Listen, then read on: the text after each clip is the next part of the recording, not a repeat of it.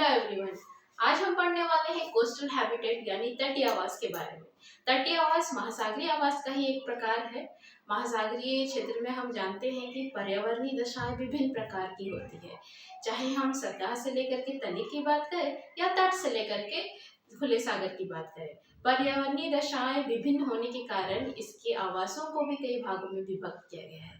तो महासागरीय आवास को मुख्यतः दो भाग में डिवाइड किया गया है। पहला है तटीय आवास यानी कोस्टल हैबिटेट, दूसरा है आपका खुला सागरीय आवास ओपन सी हैबिटेट। तो आज हम पढ़ने जा रहे हैं तटीय आवास के बारे में। तो तटीय आवास सिंपल सी बात है, तट का आवास यानी महासागर का वह क्षेत्र जो तटीय क्षेत्र है।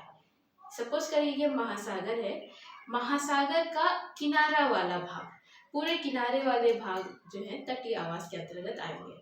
तो यहाँ पे देखिए मैंने लिखा है तटीय स्थल एवं तटीय जल का मिला जुला रूप। तटीय स्थल भी होगा और जल भी है, यानी कि महासागर भी होगा, महाद्वीप भी होगा। उन दोनों का जो सीमावर्ती क्षेत्र होगा वो होगा तटीय आवास। स्थल और जल का मिला जुला रूप, इसको हम तटीय आवास कहेंगे। तटीय आवास के 3 प्रकार हैं। पहला है एस्चुरी, दूसरा है लेगून और तीसरा है तरभूमि। तो सबसे पहले हम एस्चुरी को डिफाइन करेंगे। एस्चुरी जिसको ज्वार नद मुख भी कहा जाता है, शब्द में पकड़िए ज्वार नद मुख। ज्वार यानी कि सागरीय गति है, नद यानी कि नदी और मुख, ज्वार नद का मुख, दोनों का सम्मुख भाग एस्चुरी है। इसको लैटिन भाषा का एरिस्टस शब्द से लिया गया है जिसका अर्थ है ज्वार। एरिस्टस शब्द जिसका अर्थ है ज्वार। चलिए इसको हम डिफाइन करेंगे। आंशिक रूप से बंद क्षेत्र, यानी कि एस्चुरी क्या है, आंशिक रूप से बंद क्षेत्र होता है। यहाँ पे देखिए मैंने डायग्राम ड्रॉ किया हुआ है। आंशिक रूप से बंद कहने का मतलब क्या है, पूरी तरीके से बंद नहीं। जैसे कि हम झील जानते हैं, झील पूरी तरीके से स्थलीय क्षेत्र से घिरा होता है, वैसा नहीं है, तो वो आपका दूसरा कुछ हो जाएगा। तो ये आपका आंशिक रूप से बंद क्षेत्र है। जैसे कि यहाँ देखिए ये आपका मैंने एस्चुरी इस क्षेत्र को दिखाया है। तो ये भाग अगर एस्चुरी है तो ये देखिए इधर से बंद नहीं है, इधर से भी बंद नहीं है। ये वाला पार्ट जो है स्थलीय भाग है, ये ऊपर इधर नीचे और ये ऊपर, यानी कि किनारे वाले भाग जो है ये इससे बंद है लेकिन पूरी तरीके से ये बंद नहीं होंगे, यानी आंशिक रूप से बंद क्षेत्र होता है। और यहाँ पे मैंने लिखा है ताजे जल एवं खारे जल का मिश्रण होता है। अब ताजे जल का जो स्रोत है वो नदियां हैं और खारा जल समुद्र में मिलता है। तो यहाँ एस्चुरी बनने के लिए कंडीशन क्या है, नदी का मुहाना होना चाहिए। नदी का जल सागर में गिर रहा हो तो वहां पर एस्चुरी बन सकता है। तो एस्चुरी के लिए मैंने यहाँ दिखा है कि ताजे जल और खारे जल का मिश्रण हो रहा है। तो ताजा जल नदी से आ रहा है, खारा जल जो है महासागर से इधर आपका तट की ओर आ रहा है। तो यहाँ पे खारे जल और ताजे जल का मिश्रण हो रहा है, तो उस भाग को एस्चुरी कहा जाता है। यहाँ पे मैंने लिखा है कि यहाँ जल संचरण जटिल होता है, यानी जल का संचरण, मान के चले नदी का जल जो है सागर की ओर जा रहा है, कंटिन्यूअसली सागर की ओर ही बढ़े, ये उचित मतलब कि ये पॉसिबल नहीं भी हो सकता है। कभी एक ऐसा अब्स्ट्रैक्शन भी आ सकता है जब सागर का जो ज्वारीय पानी है वो क्या करे, नदी के जल को बाधा डाले आगे बढ़ने के लिए। तो यहाँ पे नदी का जल का भी एक ही सीक्वेंस में पानी का आगे बढ़ना ये भी संभव नहीं है। तो इसीलिए तो यहाँ पे खारे जल और यानी कि समुद्र से जो जल आ रहा है वो भी आपका एक ही डायरेक्शन में जाए, वो भी संभव नहीं। तो इसलिए यहाँ पे जल का संचरण जटिल होता है। ओके, दूसरा है लवणता कम होती है। क्योंकि हम जान रहे हैं फ्रेश वाटर नदी से आ रही है और खारा जल जो है आपका समुद्र से, तो खारे जल में जब फ्रेश वाटर मिक्स हो जाए तो यहाँ पे लवणता कम हो जाएगी, इसकी सैलिनिटी कम हो जाती है, तो यहाँ एस्चुरी में लवणता कम होगी। नेक्स्ट है ज्वारीय घटना से गहरा संबंध होता है। ज्वारीय घटना जो है, चूंकि मैंने कहा कि ज्वार यहाँ पे ज्वार क्या करेगा, नदी के जल की ओर आगे की ओर बढ़ेगा, यानी खारा जल नदी के जल में मिश्रण होगा। ऐसे में क्या होता है ना कि ज्वार अगर ना आए तो क्या है, नदी जो सॉरी सागर का जो जल है अपने जगह पे इधर ही में छोटी छोटी लहरें आ रही, यहीं तक सीमित हो रही है, यहीं तक सीमित होती। अब जब ज्वार आता है ना तो पानी आगे तक बढ़ जाता है, तो आगे बढ़ने से क्या है, अच्छी तरह से मिश्रण हो जाता है खारे जल का और मीठे जल का, दोनों का मिश्रण अच्छी तरीके से हो सकता है। इसलिए ज्वारी घटना से गहरा संबंध है। जहाँ कहीं भी ज्वार बहुत ही निर्बल होता है वहां पर डेल्टा फॉर्मेशन ज्यादा देखने को मिलेगी, यानी डेल्टा फॉर्म होगी। अगर ज्वार बहुत प्रबल होती है तो एस्चुरी डेफिनेटली वहां बन रही होती है। उसके बाद है, यह मत्स्य व्यापार आदि के संदर्भ में व्यस्ततम स्थल होता है। क्योंकि फ्रेश वाटर जो है नदियां ला रही है, उसके साथ पोषक तत्व भी आ रहे हैं, तो पोषक तत्व सागरीय जीवों के लिए खाना के रूप में, यानी कि वो उसको अपने आहार के रूप में ग्रहण करते हैं, जिस वजह से यहाँ मछलियों की भरमार हो जाती है, सागरीय जीवों की भरमार हो जाती है। तो यह क्षेत्र जो है मत्स्य के लिए व्यस्त वाला क्षेत्र हो जाता है और व्यापार के माध्यम से भी व्यस्त क्षेत्र होता है। आई होप क्लियर हो रहा है। तो एस्चुरी के लिए ये कंडीशन आपको याद रखनी है। एस्चुरी होने के लिए एक तो फ्रेश वाटर समुद्र में गिरे, यानी कि एक रिवर होनी चाहिए। दूसरा क्या है, ज्वार प्रबल होनी चाहिए, ज्वार का पानी नदी तक पहुंचना चाहिए, नदी के अंदर तक चला जाए, जिस वजह से खारा जल और ताजे जल का मिश्रण हो, तो ये हो जाएगा आपका एस्चुरी। तो हम आगे बढ़ते हैं प्रकार की ओर।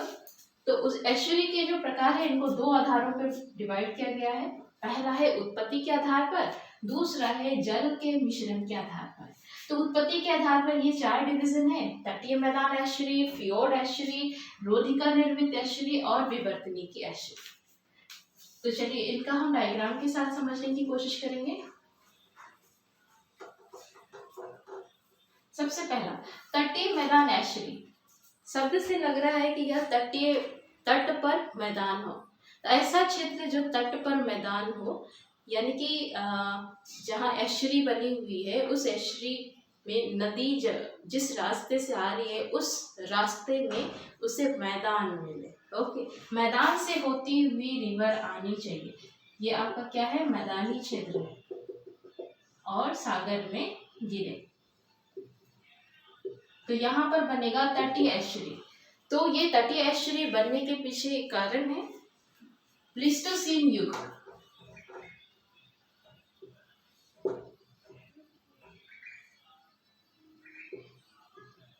प्लीस्टोसीन युग जो है ऐसा युग रहा जिसमें सभी तरफ हिम की चादरें बिछ गई थी, हिम की चादरें चारों सभी ओर क्या हो गए, बिछ गई थी। हिम युग है, इसको कहा जाता है प्लीस्टोसीन को हिम युग। इसके बाद होलोसीन युग आया। होलोसीन युग में क्या है, टेम्परेचर इंक्रीज कर गया।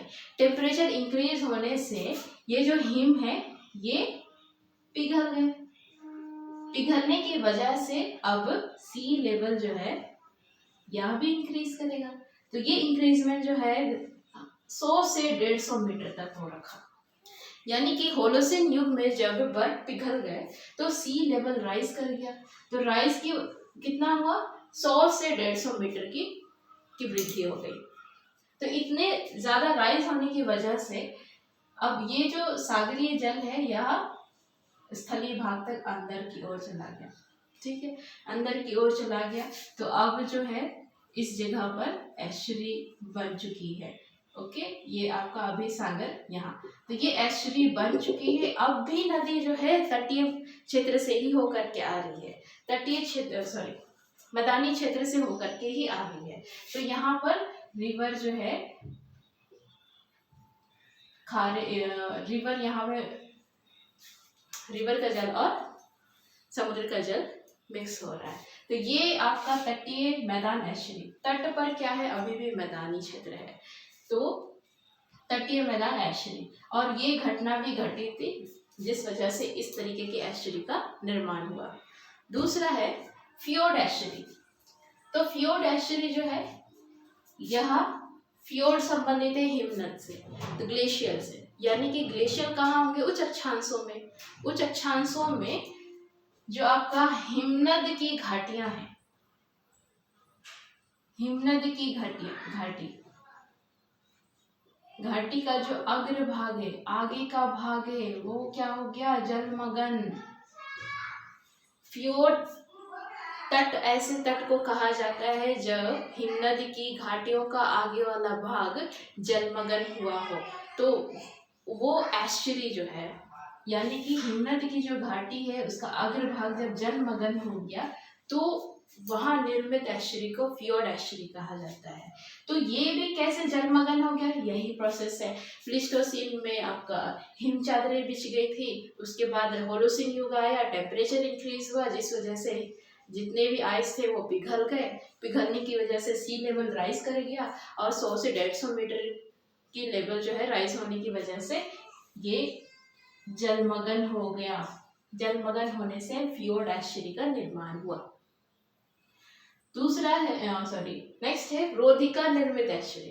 रोधिका निर्मित एस्चुरी में रोधिका बनेगी, उसके बाद एस्चुरी, ठीक है। यानी कि सपोज करिए ये रिवर है और इधर ये आपका समुद्र है, इधर नदी है। तो क्या है, कभी कभी ऐसा कंडीशन बन जाता है जब तट के समानांतर अवसादों का जमाव हो जाता है और ये रोधिका के रूप में विकसित हो जाती है। तो अब जो ये पूरा सागर जो खुला वाला क्षेत्र था, थोड़ा सा बंद हो गया। यहाँ पे क्या है, अभी भी खारा जल है, तो ये क्या हो गया है, बंद कर दिया है रोधिका बंद कर दिया है। लेकिन ये अब पूरी तरीके से बंद नहीं होगा।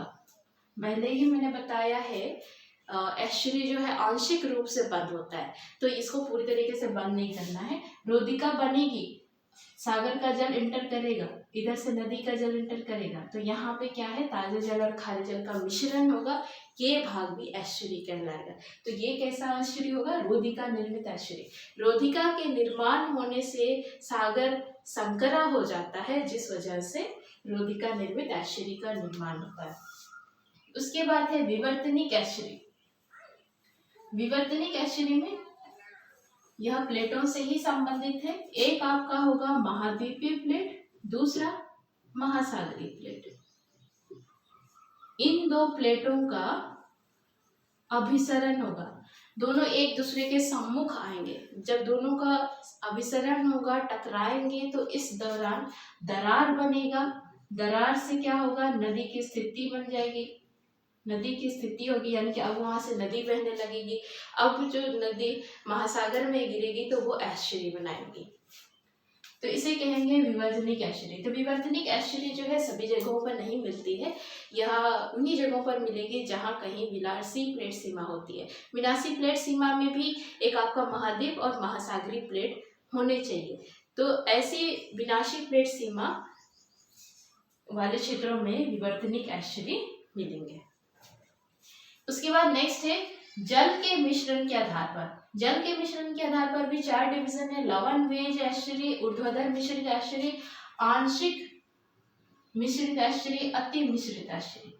तो यहाँ पे हम इसको भी समझेंगे। लवण वेज एस्चुरी क्या है,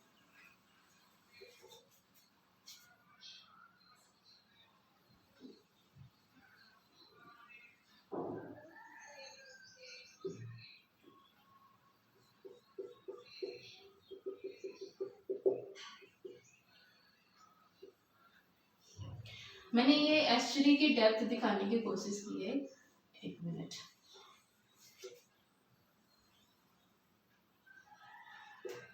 ये इधर से क्या है, रिवर है, इधर सपोज करिए समुद्र है। तो समुद्र से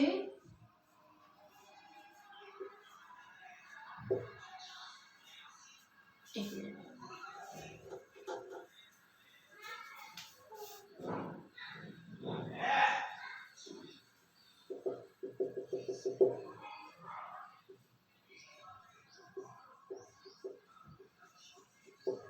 इस तरीके से डायग्राम समझे। लवण वेज एस्चुरी क्या है, ऐसी एस्चुरी है जहां पर लवणता में स्तरीकरण दिखाई देती है, यानी कि यहाँ पे क्या है, जल का स्तरीकरण होगा लवणता के आधार पर।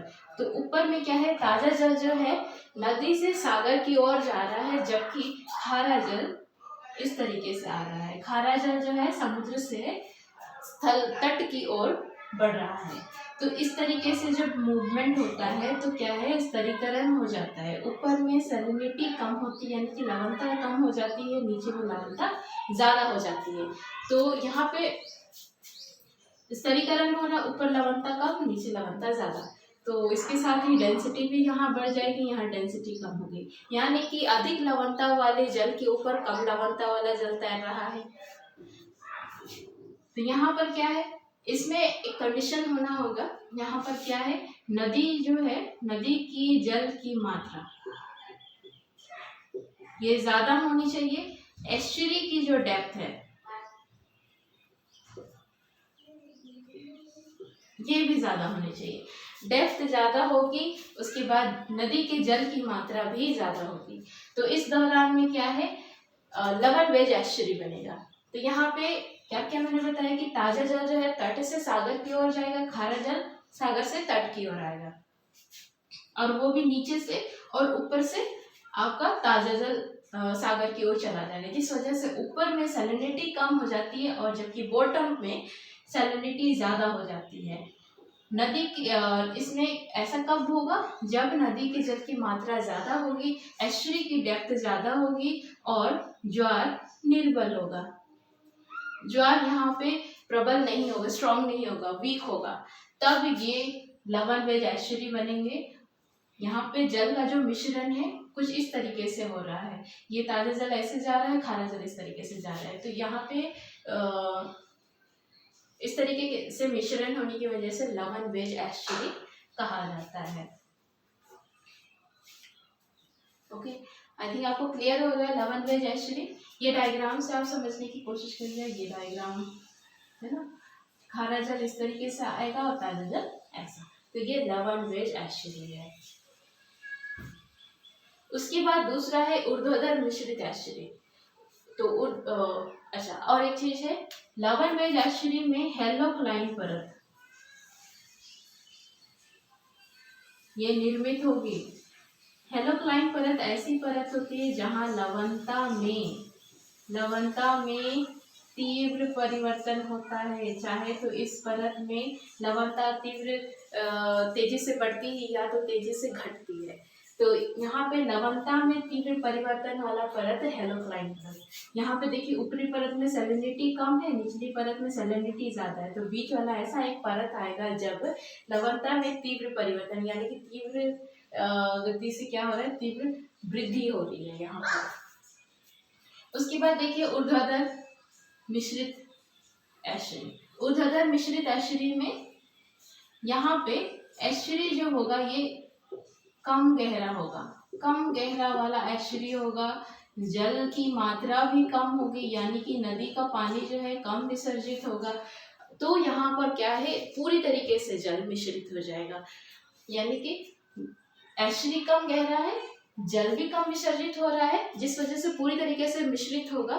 तो ये क्या कहलाएगा, ऊर्ध्वाधर मिश्रित एस्चुरी। क्षैतिज रूप में भी मिश्रित होगा, ऊर्ध्वाधर रूप में भी। तो यहाँ पर ऊपर की सैलिनिटी और नीचे की सैलिनिटी दोनों इक्वल हो जाएगी, लगभग इक्वल हो जाएगी। सपोज करिए यहाँ 20 है तो यहाँ 19 है, इस तरीके से दोनों में ऊपर और नीचे यानी सतह से और तली की बात करें तो दोनों में सैलिनिटी जो है वो लगभग इक्वल हो जाएगी।